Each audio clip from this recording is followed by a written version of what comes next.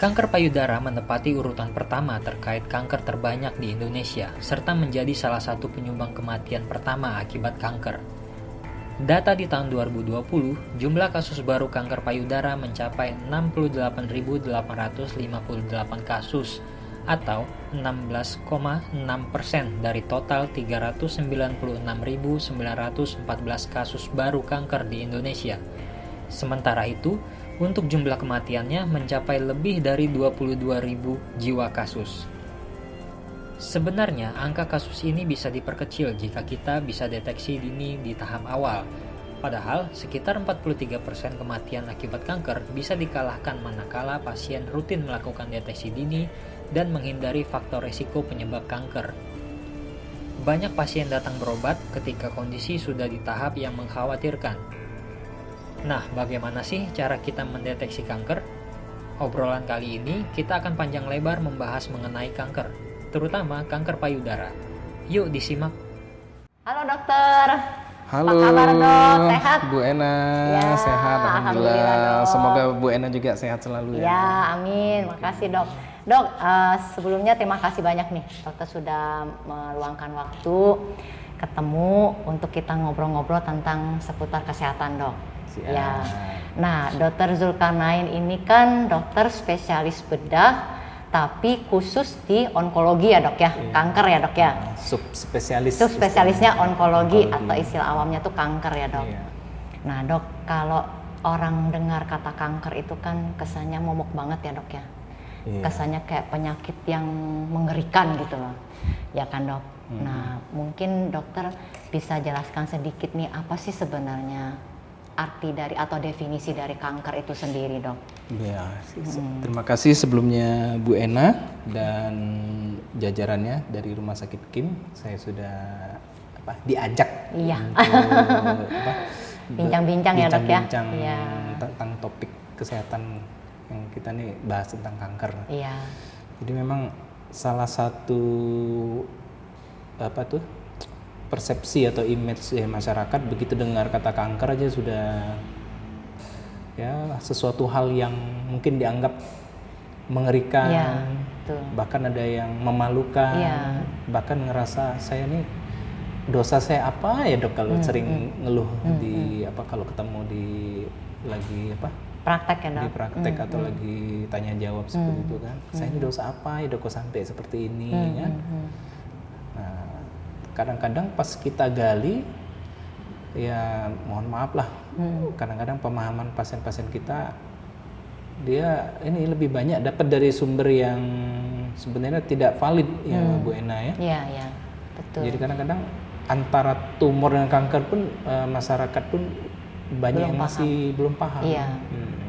Jadi contoh kita nyebut tumor itu artinya bisa jinak, bisa ganas. Nah, tapi begitu kita menyebut kanker, nah itulah yang ganas atau malignansi tadi ya. Nah, jadi kalau bahasa mudahnya untuk biar tidak berat mencernanya, kanker itu tadi.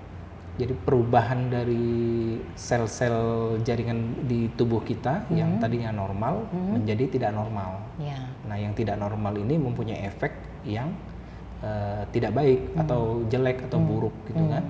Yang ganas tadi itu ya dok ya. Jadi sel-sel yang tadinya normal, dia tiba-tiba dengan beberapa faktor ya, kan banyak untuk terjadinya kanker itu banyak faktor-faktor yang mempengaruhi. Sel normal dia pertumbuhannya menjadi lebih cepat, berlipat-lipat dari sel normal, kemudian dia mempunyai kemampuan untuk menyebar, bisa lewat kelenjar getah bening atau lewat pembuluh darah. Jadi yang tadi misal ada di payudara, dia bisa kemana-mana, ke otak, ke tulang belakang, ke liver atau hati, atau ke payudara yang sebelahnya, gitu kan. Jadi kata kuncinya pertumbuhan yang tidak normal yang menyebabkan dia tumbuh lebih cepat, sel-selnya tumbuh lebih cepat dari jaringan yang normal dan mempunyai kemampuan untuk menyebar. Nah, bisa ke regional, contohnya payudara ke kelenjar getah bening di ketiak, atau dia jauh misalnya lewat masuk pembuluh darah menyebar ke paru-paru, tulang belakang, liver, atau bahkan ke otak gitu. Jadi kata kuncinya pertumbuhan yang lebih cepat dari sel-sel normal dan mempunyai kemampuan menyebar. Itu sebut kanker, dan itu yang kita sebut ganas atau malignan. Jadi tumor itu sebenarnya ada jinak, ada ganas. Yang kita istilah kanker ini adalah tumor yang ganas. Itu dulu satu kan poinnya kan. Simpel ya dok ya sebenarnya. Nah, selama dokter praktek nih, dokter banyak menemukan pasien itu menderita kanker apa dok? Nah, memang sesuai dengan di jurnal atau di textbook.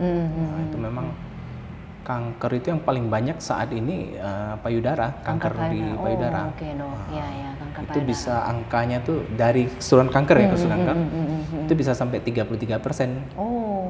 Kanker serviks aja tuh hanya masih di bawah kanker payudara, sekitar 16%, jauh kan. Mana populasi manusia di dunia ini kan paling banyak memang wanita ya dok ya? Katanya gitu lebih ya. banyak. Jadi wanita. kanker payudara yang lumayan banyak ditemukan ya dok. Waduh dok. Kemudian ini dok, kalau misalnya ini kita jadi bicaranya kanker payudara nih dok ya, untuk saat ini karena kasus kanker yang paling banyak nomor 1 kanker payudara, kayaknya kita bahas hari ini kanker payudara ya dok, kayaknya menarik lebih spesifik karena kasusnya banyak. Betul. Nah kalau untuk kanker payudara nih dok, untuk sahabat-sahabat intan medika terutama wanita, mereka pengen cek nih dok, misalnya di payudaranya apakah ada benjolan atau tidak. Nah itu tuh mereka harus ke dokter atau mereka bisa cek sendiri sebenarnya dok? Nah jadi penanganan kanker, saya mundur sedikit dulu Bu ya. Jadi untuk penanganan kanker itu untuk mencapai angka kesembuhan, keberhasilan atau bahasa kita tuh prognosis namanya yang baik, artinya angka kesintasannya di atas 5 tahun atau misalnya di atas 85%, kuncinya cuma satu, menemukan kanker itu dalam stadium sedini atau seawal mungkin. Untuk menemukan stadium dini atau seawal mungkin itu kuncinya tadi di pasien atau penderitanya. Nah, kalau dia aware, teraba nih, bisa dia melakukan pemeriksaan sendiri, nanti kita bahas satu-satu nanti. Dari ada benjolan baru 2 cm misalkan, nah itu kan masih stadium 1. Begitu ditangani dengan tepat, angka kesembuhan, angka bertahan hidup, survival rate-nya atau angka bebas penyakitnya tuh pasti berbeda dengan yang ketahuannya misalnya ukurannya udah 9 cm, 10 cm, karena udah berbeda stadium. Apalagi yang sudah datang udah dengan keluhan batuk-batuk, sesak, nyeri tulang belakang, atau datang sudah sudah kelemahan sebelah badan, itu kan udah stadium 4 Bu ya. Pasti berbeda angka prognosisnya, kesintasannya pasti berbeda gitu kan. Nah, jadi untuk menemukan stadium ini ya kuncinya ada di edukasi, promosi kesehatan, penyuluhan, kita galakkan atau kita seperti inilah. Maka saya diajak seperti ini senang saya Bu karena secara otomatis tidak langsung ini kan saya ngasih penyuluhan, edukasi, itu yang menurut saya penting. Jadi kan kadang-kadang kita berbicara masalah nyebut payudara aja kan tabu kan, apalagi di depan ibu-ibu, anak-anak perempuan kadang-kadang tabu itu Bu ya. Nah, padahal dengan mereka edukasi yang bagus, itu sangat-sangat ini akan berdampak pada tadi hasilnya nanti. Jadi ibaratnya contoh yang bisa dikerjakan oleh, kita bukan nyebut pasien dulu ya, artinya masyarakat secara umum terutama wanita. Ya misalnya melakukan sadari. Sadari itu singkatan kependekan dari periksa payudara sendiri. Jadi dia misalnya seminggu bebas haid ya, 5 sampai 10 hari lah gitu ya. Dia melakukan pemeriksaan yang paling simpel menghadap kaca. Tentu kan Kalau bisa jangan di tempat umum kan. Iya. Kalau di tempat umum bahaya tuh Iya. kan, jadi tontonan Iya. memang. Jadi Iya. misalnya sebelum mandi nih misalkan, ya berkaca lihat. Ibaratnya ini ada yang aneh nggak? Misalnya tanpa ada benjolan atau ada keluar cairan di putingnya. Kelihatan ya dok ya? Kelihatan. Oh, oke. Iya. Kelihatan. Atau misalnya kok ada kerutan atau kok ukurannya agak berbeda antara kiri kanan. Walaupun sebenarnya payudara itu secara fisiologis normal memang berbeda kanan kiri nggak sama persis.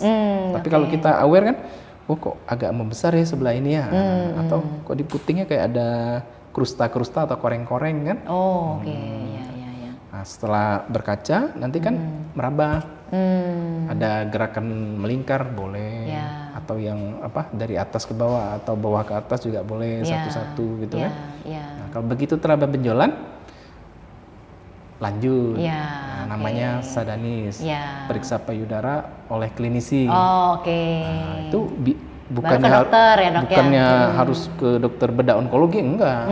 Bisa ke bidan, bisa ke dokter di puskesmas kan. Untuk awalnya dok ya. Iya, ke dokter bedah. Saya malah pernah dapat ini pasien, ibu tahu siapa yang bilang ini curiganya tumor payudara? Dokter penyakit dalam dok. Waktu lagi meriksa jantung apa kan? Dokternya teraba benjolan katanya kan. Jadi langsung disuruh ke dokter bedah katanya kan. Jadi tidak melulu katanya harus ke dokter bedah onkologi atau dokter bedah, nggak mesti. Iya. Semua dokter kan termasuk bidan perut udah dibekali itu kan. Iya, paham lah dok ya mereka. Nanti dengan pemeriksaan klinis itu baru nanti ditentukan. Kalau kita, wah ini lebih banyak ke arah curiga ya nih masih kan? Curiga ganas ini ya. Nah, kan kita lanjutkan itu Bu Ena. Baru nanti ke medisnya ketemu dokter. Ya, akan kita lanjutkan pemeriksaan lain kan. Tapi kalau kita curiganya jinak, ada pilihan-pilihan lain kan. Bisa observasi kan. Atau mau kalau tetap kadang-kadang karena cemas kan, kosmetik juga kan nonjol udah enak, ya tetap disarankan ke dokter bedah juga nanti kan. Oke. Jadi sebenarnya kalau ada benjolan itu belum tentu harus dioperasi dok belum ya? Tentu. Oke. Belum tentu. Nah itu kadang yang suka takutnya gitu dong. Jadi lihat ada benjolan, misalnya nih pas meriksa ada benjolan, aduh kayaknya harus operasi nih, nggak berani karena suka kayak gitu. Belum tentu juga semua benjolan itu tumor. Belum tentu ganas ya dok ya. Ada namanya jaringan payudara yang variasi normal. Dia ada benjol-benjol, tapi ternyata itu bukan apa-apa. Bukan tumor.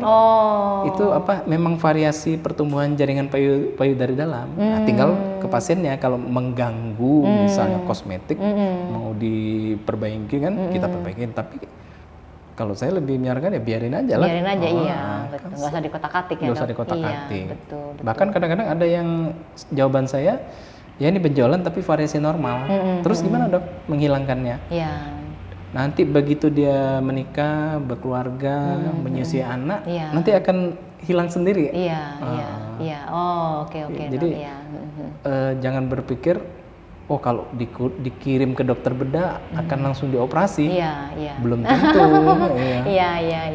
Itu mungkin yang banyak belum paham ya dok. Mengenai adanya benjolan di payudara. Kan yang acara seperti ini, menurut saya pasti bermanfaat. Karena semoga. Orang udah jarang mendengar radio loh Bu. Saya berapa kali diundang di radio RRI, lebih banyak jarang yang nanya. Karena orang kan orang lebih banyak lihat HP loh sekarang betul. ya. Sosmed ya dok, YouTube betul. Kalau radio udah jarang orang. Baik dok. Nah jadi kalau misalnya ketemunya tuh benjolannya pada saat sadari, kita untuk tahu jinak atau ganasnya, lanjutannya kita ke dokter ya dok ya. Nanti dari dokter akan ditentukan, oh ini benjolannya aman, jinak. Oh ini ternyata yang ganas, ya kan? Nah kalau misalnya bukan jinak atau ganas, curiga ganas. Curiga ganas ya, dicuriga ganas. Nah kalau misalnya curiga ke ganas kan berarti arahnya kita sudah arahnya tuh udah ke kanker ya dok ya. Kalau kita curiga ganas berarti bukan tumor jinak lagi ya dok dari pemeriksaan klinis tadi kita menduga karena ganas, itu wajib kita tindak lanjuti. Iya, tindak lanjuti. Nah, untuk tindak lanjutinya itu seperti apa, Dok? Nah, nanti kan misalnya udah sampai misalnya di dokter bedah atau bedah tumor atau apa tuh? Kan ada juga kan misalnya kelainan kulit yang bagian kulit juga dia punya juga misalnya bagian kulit yang onkologi ada juga kan. Nah, nanti kita lihat misal saya ada benjolan di payudara. Nah, setelah kita periksa itu kan dalam bentuk tanya jawab, anamnesis, kemudian ada pemeriksaan fisik klinis ya. Jadi kita meraba dari payudaranya sampai ke ketiaknya kan. Nah, kalau setelah kita kita lihat dari faktor usia, dia punya faktor risiko, kemudian faktor klinis, misalnya kalau yang ke arah ganas ini kan, misalnya padat, misalnya kan, dan usianya juga misalnya udah di atas 50-an kan, nggak ada keluar nyeri, apalagi ada kelainan di puting, misalnya ada keluar cairan, atau di kulit payudaranya ada gambaran seperti kulit jeruk, misalkan, atau ada ulkus, borok. Kita kan, wah ini kemungkinan kita berpikir nih ganas. Nah, itu harus kita tindak lanjuti itu Bu Ena. Caranya biopsi kan. Nah, ini satu lagi ada bukan beberapa kali ya Bu Ena ya. Sepertiga pasien saya itu begitu dibilang mendengar kata biopsi itu mungkin budaya kita ya. Langsung kaget, takut, bahkan ada yang wah nggak mau Dok kalau di itu. Padahal biopsi itu kan macam-macam Bu Ena. Ada yang dengan jarum halus namanya FNA. Ibaratnya jarumnya kecil kayak jarum suntik kan. Ada namanya core biopsi. Kalau core biopsi itu ukuran jarumnya lebih besar, kurang lebih seperti isi pulpennya Bu Ena tuh kan. Ada naik lagi kan, VABB kan. Ada lagi yang kita lewat operasi ngambilnya besar, misalnya kayak ukuran jempol jari misalnya kan. Nah, kita itu lebih besar lagi kan, dengan kekurangan dan kelebihan masing-masing. Contoh kalau FNA itu nggak ada luka, kayak kita disuntik aja betulnya. Cuman bagi dokter patologi anatomi yang meriksanya akan lebih sulit, gitu kan? Karena dengan FNA kan sedikit yang keambil ya Dok ya. Jadi itu butuh effort yang luar biasa buat dokternya kan. Iya Dok.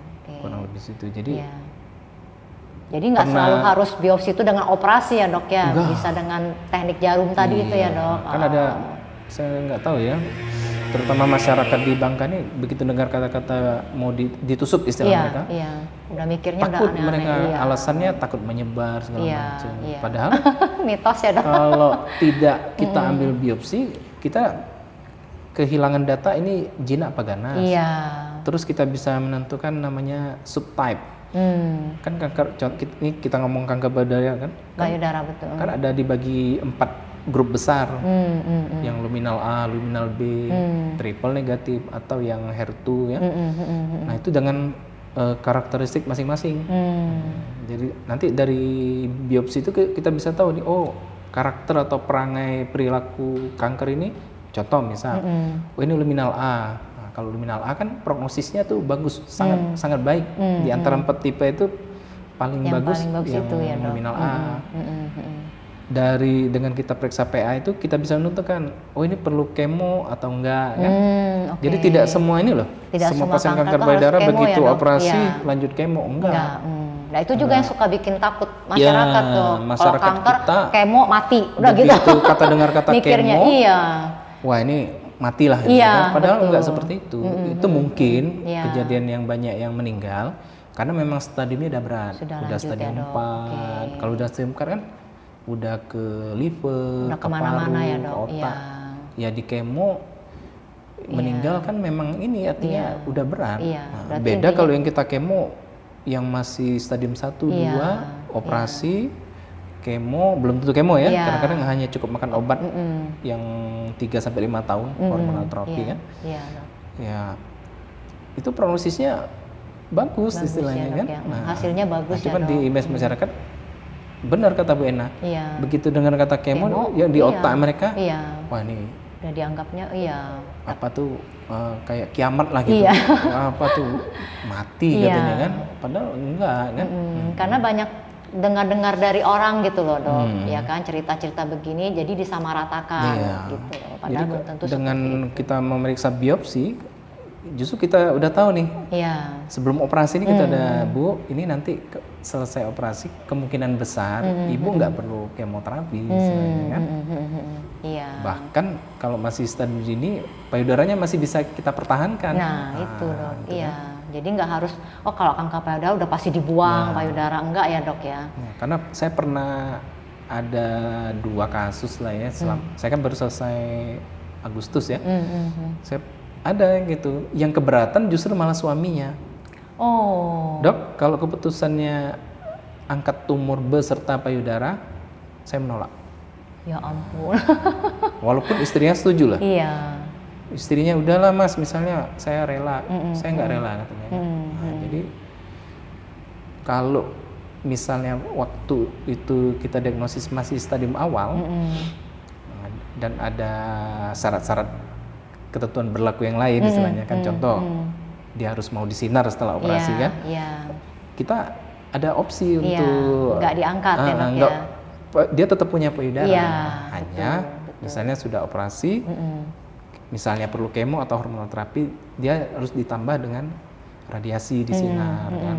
Sedikit merepotkan, karena kita kan tahu kan di bubble ini belum ada Bu ya, BNI untuk radiasi kan. Ya, betul radiasi dok. Iya, harus keluar kota. Harus kita, keluar dok. kota Betul, dengan betul. 32 sampai 35 kali itu kan cukup merepotkan kan. Seminggu taruhlah misalnya 2-3 kali kan. Iya.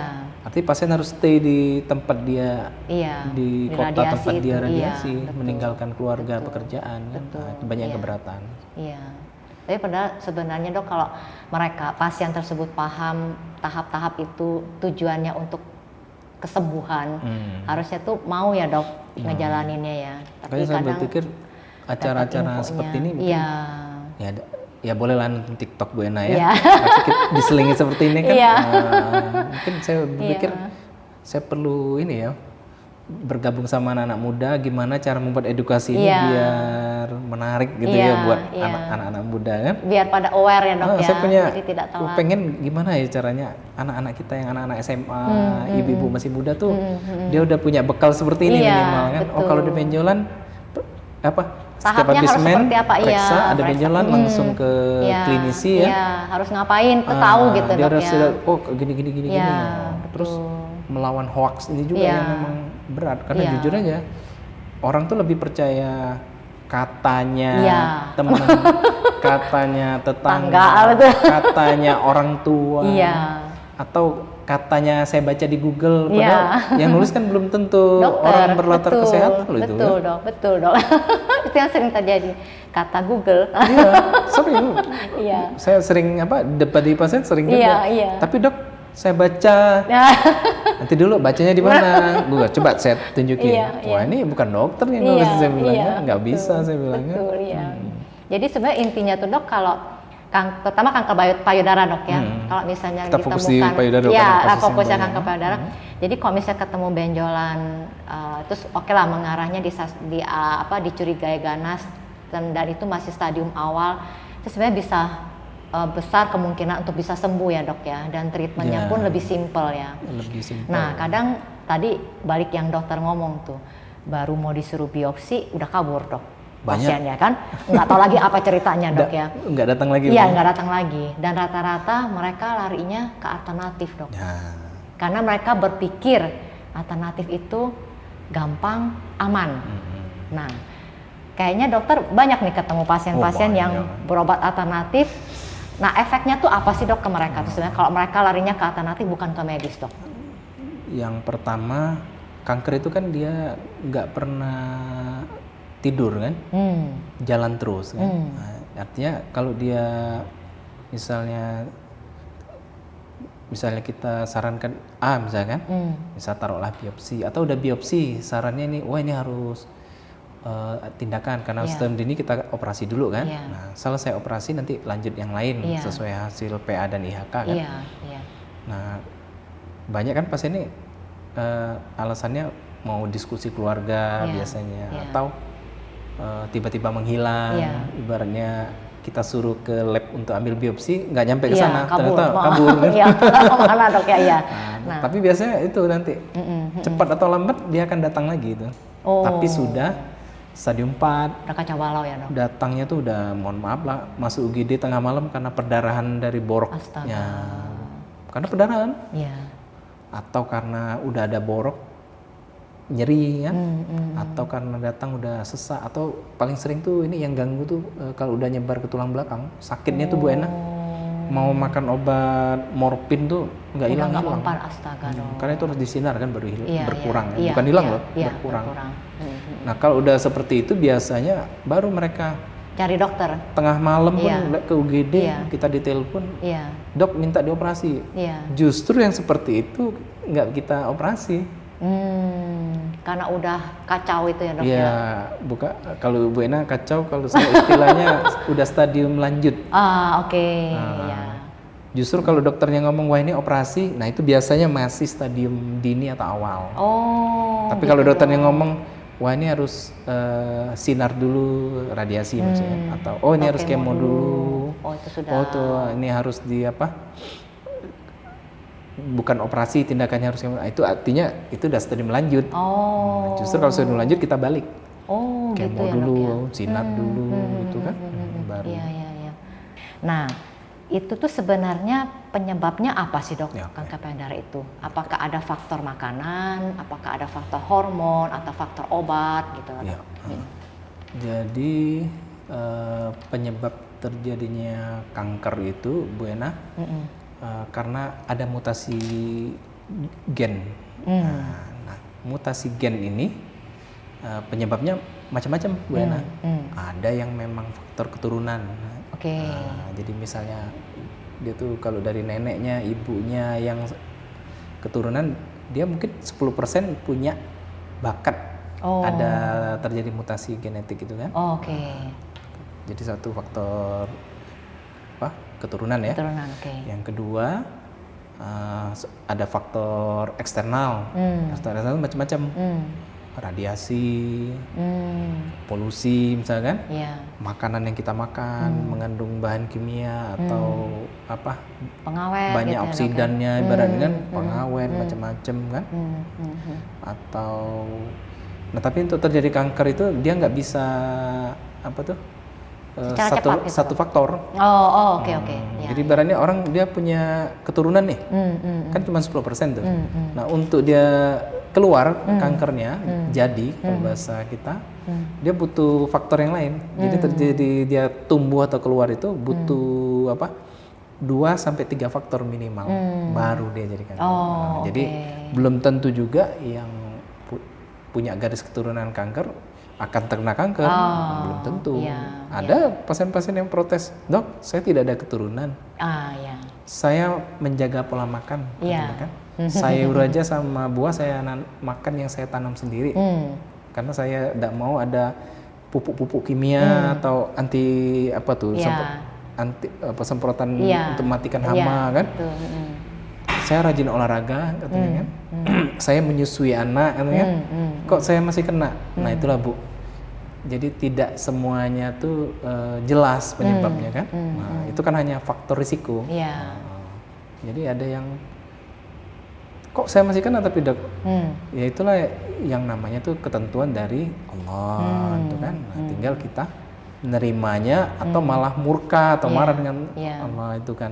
Jadi betul. banyak yang belum jelas juga sebenarnya kan penyebabnya. Tapi kalau orang yang secara statistik kita ngomongin kan, dia ada riwayat keturunan, terus sering makan makanan yang banyak oksidannya, contoh lah makan daging yang dibakar yang banyak Yang arangnya, diasap, gitu, Dok, ya. diasap, Oke.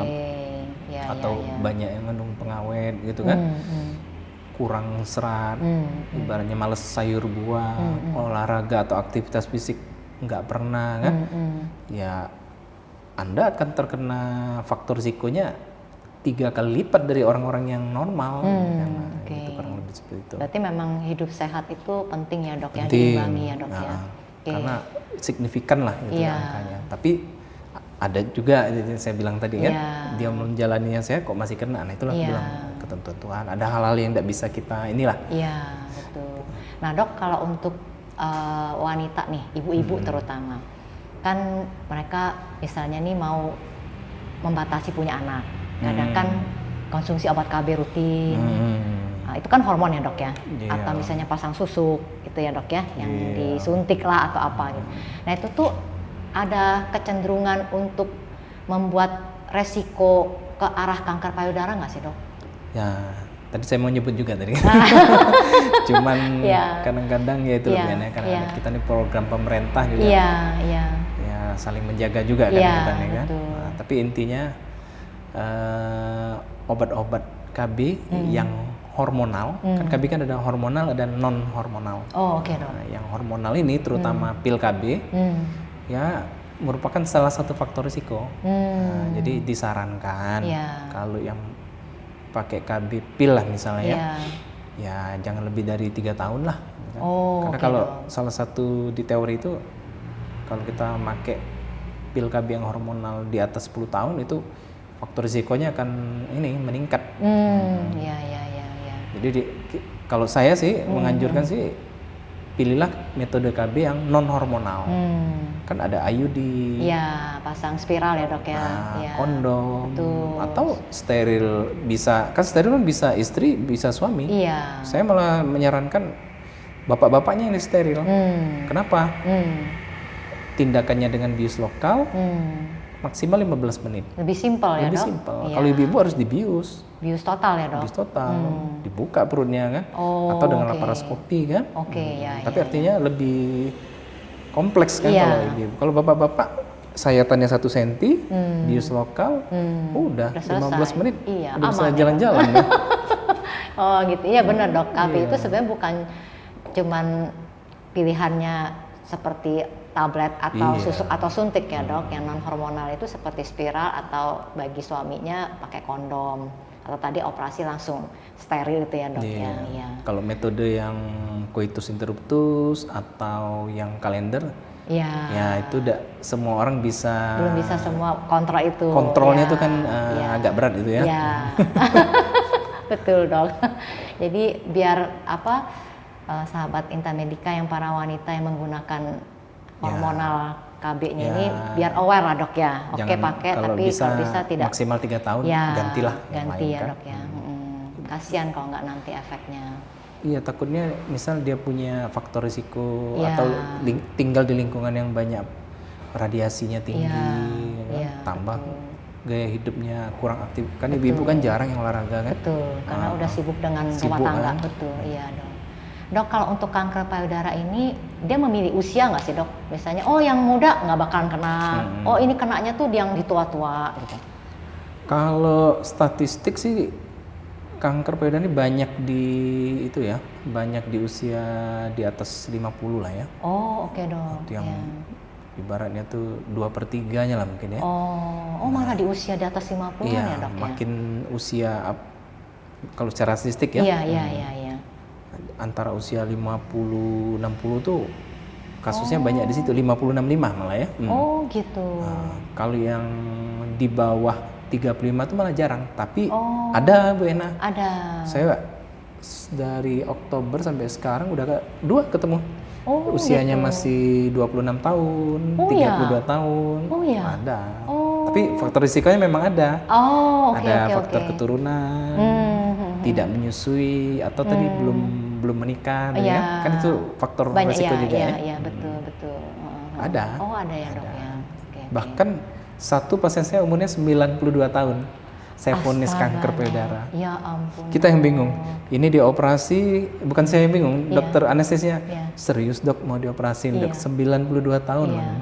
Ya ampun. Dokter udah inform concern bener-bener nih. Kan kalau udah 92 tahun tuh fungsi-fungsi jantung, paru-paru menurun kan semua ya dok. Tapi alhamdulillah operasi sampai sekarang sehat loh. Fine ya. Aduh, yang langka tuh dok kayaknya ya. Jarang ketemu kaget, ya dok. Saya juga kaget. 92 tahun. Berarti memang kanker tidak mengenal anak-anaknya usia. Waktu itu sepakat ada berapa anak tidak mengizinkan, tapi ibunya mau. Saya ingat kata ibu waktu anak-anaknya nggak ngasih. Jangan kalian pikir saya akan mati duluan daripada kalian. Kalau Allah berkehendak, mungkin kalian yang duluan mati dari saya kata. Iya. Dia mana anak? Iya ya dok ya. Iya, sehat. Iya. Tapi karena umur segitu, biasanya kita kalau di teori itu kalau udah di atas 75 tahun nggak akan di kemo lagi. Ya, karena efek sampingnya itu ya. Iya. Jadi cukup diangkat setelah ya. operasi ya paling kita kasih hormonal terapi itu yang obat makan gitu. Iya, obat Atau malah nggak diapa-apain. Iya betul dok. Iya. Dok, ini kita ngobrol udah panjang lebar, seru ya dok ya.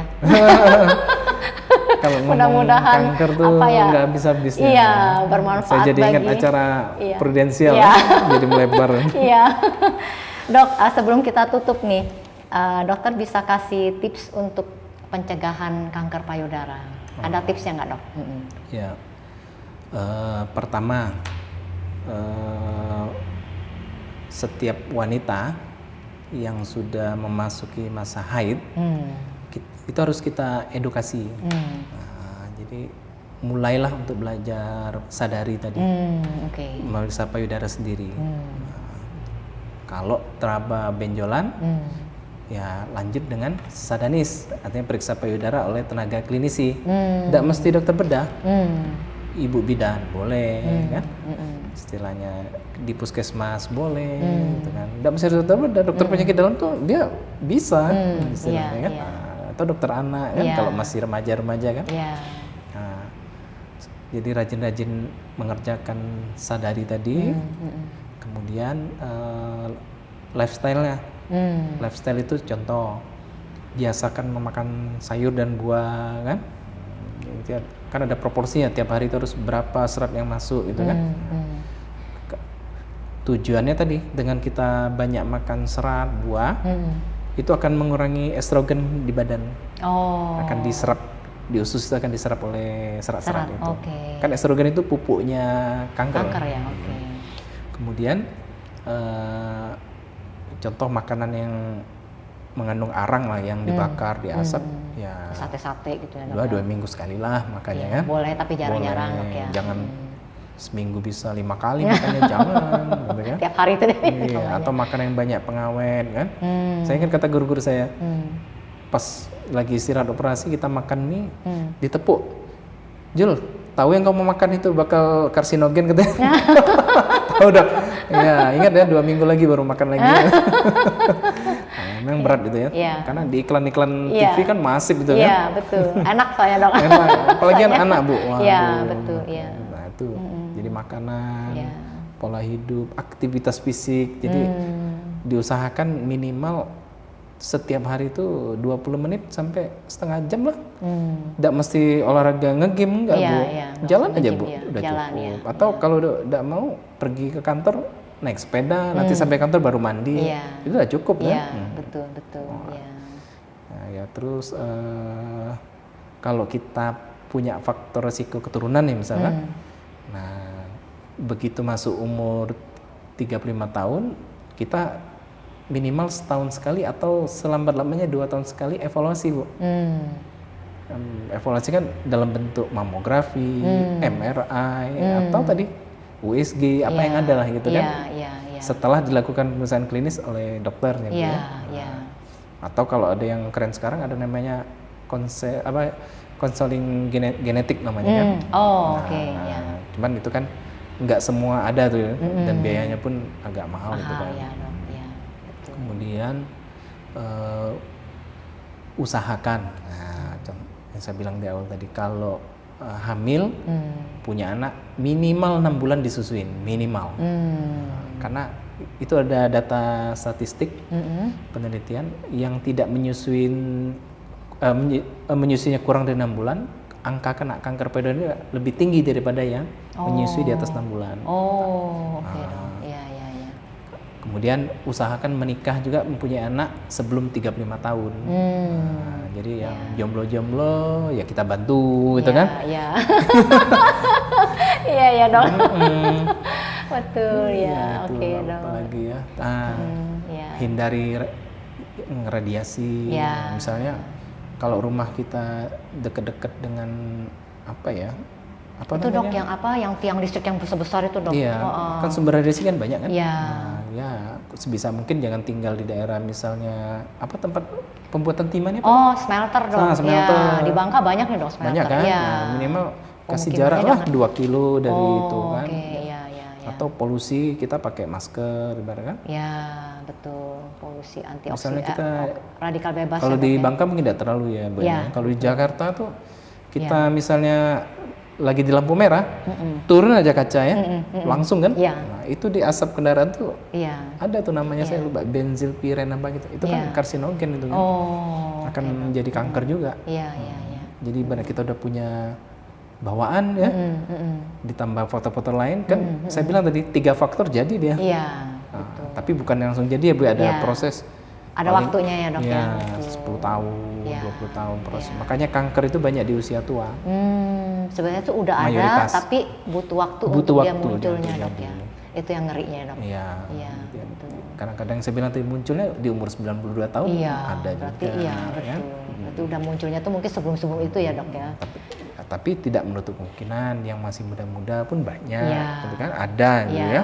iya, iya. Yang tadi dokter cerita Jadi ya. apa tadi ya? Lifestyle, makan ya. Termasuklah pola tidur kita. Iya, istirahat cukup ya dok. Ya, istirahat, aktivitas fisik, makan, sadari, Iya. terus ya tadi hindari radiasi, Iya, kan? iya. Contoh, ya yang paling gampang radiasi ya tadi. Kalau di rumah kita dekat-dekat smelter, Iya. ya jangan buat rumah dekat-dekat smelter, istilahnya misal kan? Misal. Iya dok, betul. Ya. Nah dok, kalau misalnya nih ada sahabat Intan Medika pengen ketemu dokter nih, ngobrol-ngobrol, konsultasi. Dokter ada di RS Kim hari apa aja dok? Jam berapa nih dok? Saya di Kim itu sore, antara jam 4 sampai jam 7 malam lah, gitu kan. Iya. Hari Rabu sampai Sabtu lah gitu ya. Oh oke, Rabu, Kamis, Jumat, Sabtu Iya, dokter ada ya? ada, Oke insya sip. Allah, gitu kan. Berarti kalau ada yang pengen ketemu dokter, silahkan ke RS Kim hari Rabu, Kamis, Jumat, Sabtu Iya. antara jam 4 sore sampai jam 7 malam ya Iya, dok? Siap. Dijamin tempatnya inilah privasinya Iya. terjaga Karena gitu ya. ya dokter bilang tadi ya payudara mungkin Iya. daerah area sensitif yang Ah, maklum lah kalau orang Asia itu banyak makhluknya Ya, dok. Berbeda dengan negara-negara yang jangankan lebih ini. untuk dilihat atau dipegang kan, Iya. kita baru ngomong aja udah risih kan. ya udah risih, udah malu, nggak terbiasa soalnya. Mudah-mudahan kalau di Kim privasi kita jaga, ya, tempatnya juga kan, Iya, nyaman lah gitu kan. Iya, Dan aman. Sip. istilah tuh ya tenang lah gitu kan. Iya. Dan kadang-kadang Oke, mohon maaf, iya. ya ada kalau terlalu rame kan risih, Iya, kan? Karena iya, kan tidak semua orang mau diketahui. Iya. Oh saya ini punya kanker payudara, ada yang nggak mau. Iya, gitu. nggak semua terbuka dok. Iya, nggak semuanya. Betul. Baik dokter, kayaknya kita harus mengakhiri obrolan kita nih dok. Iya. Dokter juga mau balik lagi untuk visit pasien. Ya dok ya. Nanti kapan-kapan kita undang lagi mau bicara untuk Siap. kanker yang lain, boleh ya dok ya? Iya. Oke dok. Kalau urutan kan yang paling banyak payudara. Nah, nomor 2 tuh ada kelenjar gondok, kan? Oke. Atau ada kanker kulit. Iya. gitu. Ya, ya bisa. Kanker paru dok ya. Bila perlu Iya. nanti kita melibatkan misalnya survival misalnya. Ya betul. Penyintas kanker ya dok ya. Bisa pengalaman sharing ya dia. dok. Ya betul dok. Karena Boleh tadi boleh. melawan hoax ini kan Ya susah betul, karena betul. masih banyak yang percaya Iya. tempel-tempelan. Iya, iya, Ya yang bikin. bukan saya nggak percaya bukan kan, tapi kita ngomong kan ilmiahnya, Iya. statistik kan. Iya. Yang pasti-pasti ya dok ya. Ya, itulah. Baik. Terima kasih banyak dok atas Sama-sama, Bu waktunya. Ena. Sampai ketemu lagi kita ya dok ya. Bu Ena dan krunya. Ya. Oke dok, thank you. Iya, sama-sama Bu Ena. Ya.